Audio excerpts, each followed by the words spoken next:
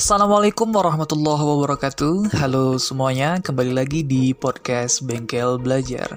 Di siniar kali ini, aku akan mengajak teman-teman semua untuk berkenalan dengan 3 macam serangan mental dari dosen penguji dalam sidang skripsi dan bagaimana cara mengatasinya.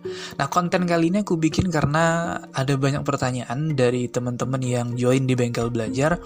Bang, gimana sih caranya menghadapi serangan mental dari dosen, dan biasanya jenis-jenis serangannya yang seperti apa aja?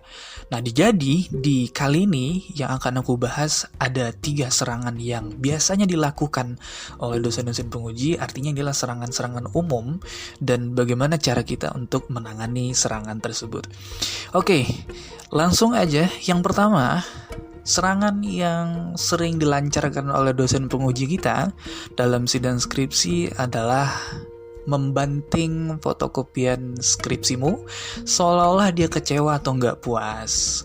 Nah, ini ngebanting maksudnya bukan beneran-beneran dibanting sampai kepental ya. Biasanya sih ya setengah membanting lah gitu. Bisa bayangin kan kalau seandainya ada orang yang lagi pegang dokumen terus dia lempar, nah gitulah kira-kira.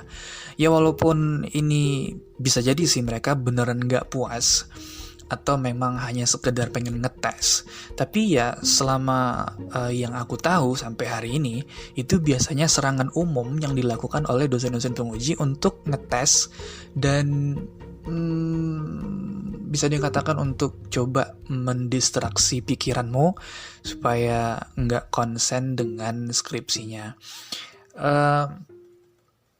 Tapi sebenarnya kita nggak perlu khawatir kalau seandainya ada dosen yang demikian, karena selama skripsimu sesuai dengan arahan dan bisa dipertanggungjawabkan, mulai dari teori hingga data analisisnya, harusnya kamu nggak perlu khawatir kalau mereka ngebanting fotokopian skripsi itu. Jadi cara ini lazim sebenarnya digunakan oleh dosen-dosen yang ada di kampus kok. Jadi jangan kepancing, yang sebenarnya sih mereka ingin eksploitasi aja. Ada nggak ketidakpercayaan dirimu dan kamu kepancing nggak ketika mereka ngebanting skripsinya seperti itu. Dan biasanya sih mereka nunggu supaya kamu ngomong dalam hati, duh skripsiku beneran salah apa gimana ya, atau memang ada yang kurang ya.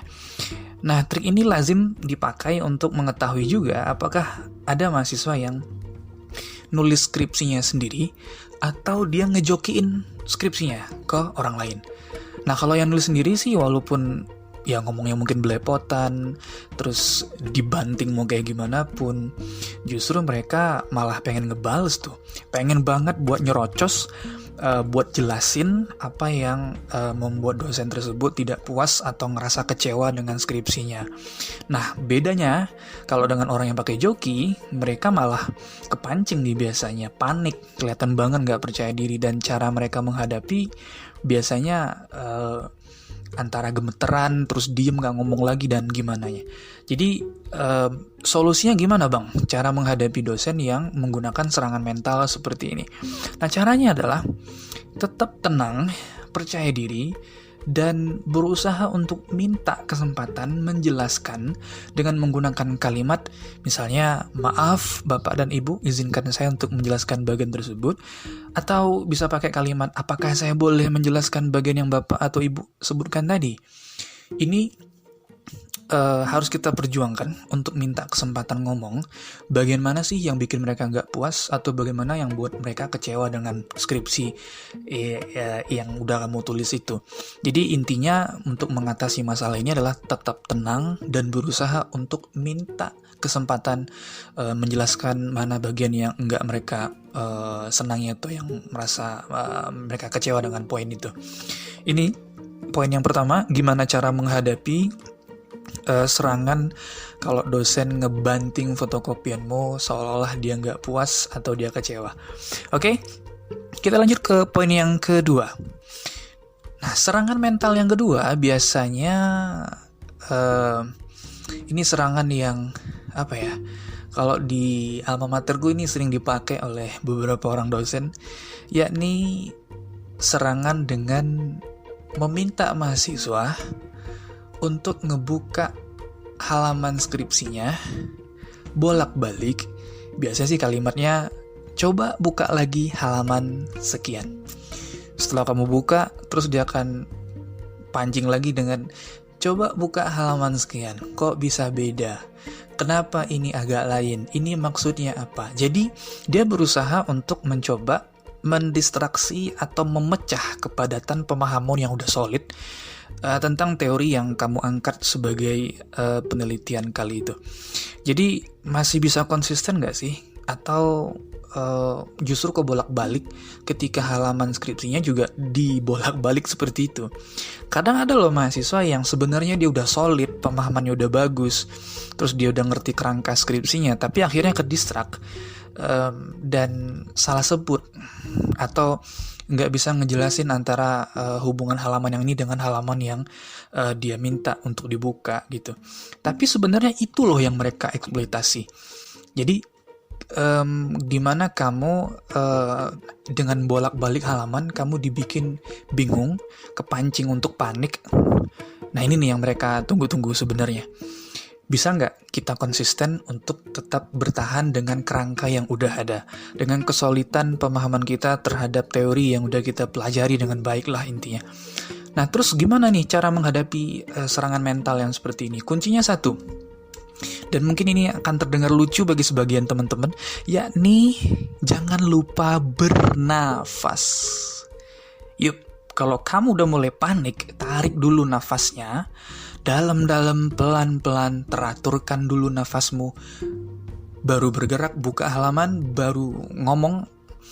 Kalau enggak, Ana yakin pasti omongan antum semua bakal belepotan tuh kalau enggak kayak gini. Ini memang perlu latihan sih untuk biasa menarik nafas, bernafas dengan benar. Tapi intinya adalah bernafas dengan baik dan benar itu ngebantu kita untuk tetap tenang ketika dibolak-balik seperti itu. Karena gini, meskipun kita mungkin ada yang bilang, bang harusnya sih untuk solusi ini kan kita harus memahami lagi nih lebih kuat tentang skripsi kita. Iya bener, masalahnya adalah buat teman-teman yang udah solid pun pemahamannya, ketika disuruh bolak-balik seperti itu, ditanya ini coba hubungkan, korelasikan atau apa hubungannya antara halaman ini dengan halaman ini, atau ini kok beda, ini kok lain lagi. Nah itu sebenarnya ngedistrak kamu gitu. Itu poinnya, ngedistrak. Bahkan orang yang udah solid sekalipun kalau dia panik ketika disuruh bolak-balik seperti itu, ngerasa didesak, dipojokkan, abis gitu. Jadi kuncinya cuma satu, bernafas. Artinya adalah tenangkan dirimu dulu, atur nafasnya pelan-pelan, setelah itu baru bergerak atau ngomong, buka halamannya, bicarain, jelaskan. Ini serangan yang kedua. Nah serangan yang ketiga, yang biasanya digunakan oleh dosen untuk nyerang mental si mahasiswa ketika ujian. Nah, serangan ketiga adalah dosen akan bilang skripsi ataupun penelitianmu salah. Apalagi ketika hasil penelitiannya negatif. Ya katakanlah ternyata di kesimpulannya nggak ada korelasi antara variabel X dengan Y, tidak ada pengaruh variabel X dengan Y, dan lain-lain segala macam. Nah jenis serangan ini sebenarnya sih antara semi menguji sih sebenarnya, antara ingin mencoba untuk menggoyang mentalmu dan menguji pemahamanmu tentang metodologi penelitian yang sedang kamu sajikan di depan mereka. Nah terus bagaimana cara menghadapinya? Ya cukup jelaskan mana bagian yang membuat mereka berpikir bahwa penelitianmu salah. Berikan dalil-dalil dari teori yang ada, entah dari buku atau jurnal penelitian terbaru, dan memang bisa jadi analisismu salah atau ada hal-hal yang memang karena ketidaktelitianmu tertulis atau terketik di skripsi tersebut. Ya kalau terbukti bersalah, ya kamu cuma perlu untuk minta maaf, dicatat sebagai poin revisi, dan sampaikan ucapan terima kasih atas koreksi dari dosen penguji tersebut, dan berjanji untuk perbaiki secepat mungkin. Gitu doang, gak masalah. Jadi poinnya pada serangan yang ketiga ini sih, mereka antara pengen nguji dan juga pengen ini sih, menggoyang mental. Dia akan bilang skripsimu salah, itu belum tentu salah juga. Karena aku ingat salah satu pesan dari dosen metode penelitian kami waktu masih kuliah dulu, beliau bilang kadang dosen penguji itu baru dapat skripsi kita, fotokopiannya itu kadang 3 hari, bahkan ada yang besok paginya mau ujian, malamnya dia baru terima. Sehingga mereka sebenarnya nggak punya waktu buat ngebahas itu semua. Intinya adalah mahasiswa sih sebenarnya yang paham dengan skripsi mereka itu. Nah, tinggal bagaimana kalian memahami apa yang udah kalian tulis dan berusaha untuk nggak kepancing dengan serangan-serangan mental yang dilancarkan oleh dosen-dosen tersebut. Oke, ini dia 3 jenis serangan yang bisa aku bagikan ke teman-teman sekalian dan gimana cara mengatasinya. Yang pertama, kalau kita bisa simpulkannya adalah serangan ngebanting fotokopian, seolah-olah dosen-dosen penguji itu nggak seneng, nggak puas, ataupun kecewa dengan penelitianmu. Cara menghadapinya tetap tenang, dan minta kesempatan untuk menjelaskan mana bagian yang mereka nggak seneng itu, mereka nggak puas dengan bagian itu. Kemudian yang kedua, serangan dengan coba buka halaman sekian berkali-kali berulang-ulang dan mencoba untuk menanyakan hubungan ini sama halaman ini, apa halaman ini dengan halaman ini kok nggak sama, segala macamnya. Kuncinya bernafas terlebih dahulu dengan baik dan benar. Intinya tenangkan dirimu, baru jelaskan. Dan yang ketiga, serangan dalam bentuk mereka menyalahkan skripsimu karena hasilnya negatif biasanya. Nah, tinggal berikan penjelasan bagaimana yang menurut mereka salah dan keliru. Selama skripsimu benar sesuai arahan dari dosen pembimbing ataupun buku-buku yang kamu baca, insya Allah aman. Sekian untuk konten kali ini. Terima kasih sudah mendengarkan. Sampai jumpa di siniar berikutnya. Assalamualaikum warahmatullahi wabarakatuh.